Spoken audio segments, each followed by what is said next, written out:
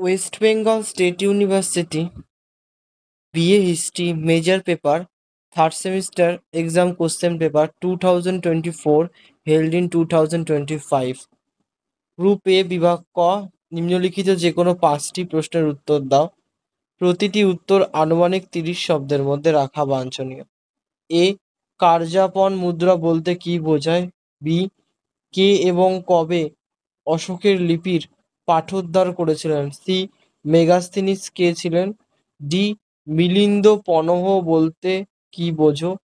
ই, দুটি তামিল মহাকাব্যের নাম লেখো। এফ, জুনাগড় লেখো কেন গুরুত্বপূর্ণ? জি, উত্তরা পথনাথ উপাধি কে গ্রহণ করেছিলেন? এইচ, কোন গুপ্ত শাসক হুনদের পরাজিত করেছিলেন? আই, বাদামির চালুক্যরা কারা ছিলেন? জে, পল্লব বংশের সর্বশ্রেষ্ঠ শাসক কে ছিলেন? গ্রুপ বি বিভাগ খ থেকে যে কোনো 4টি প্রশ্নের উত্তর দাও। প্রতিটি উত্তর আনুমানিক 250 শব্দের মধ্যে রাখা বাঞ্ছনীয়।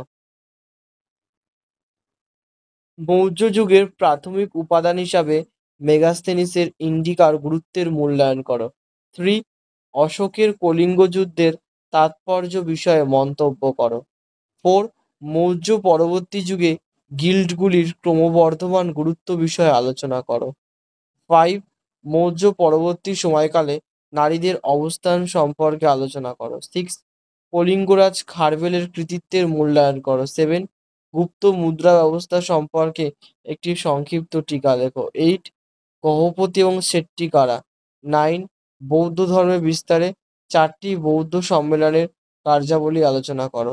10, অজন্তা ও ইলোরা গুহাগুলির ঐতিহাসিক গুরুত্ব কী? গ্রুপ সি বিভাগ গ থেকে যে কোনো 2টি প্রশ্নের উত্তর দাও। প্রতিটি উত্তর আনুমানিক 600 শব্দের মধ্যে রাখা বাঞ্ছনীয়। 11, অশোকের ধর্মের প্রকৃতি নির্ধারণ করো। বৌদ্ধ ধর্মের সঙ্গে অশোকের ধর্মের সম্পর্ক কতখানি ছিল? 12, খ্রিস্টীয় প্রথম 3 শতকে রোমান সাম্রাজ্যের সঙ্গে ভারতের সামুদ্রিক বাণিজ্যের বিকাশ আলোচনা করো। 13, গুপ্ত যুগে ভারতের সাংস্কৃতিক বিকাশের পরিচয় দাও।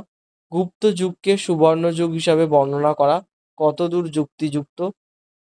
14, আদি ভারতে অগ্রহার ব্যবস্থার বিকাশ আলোচনা করো, এর তাৎপর্য কী ছিল?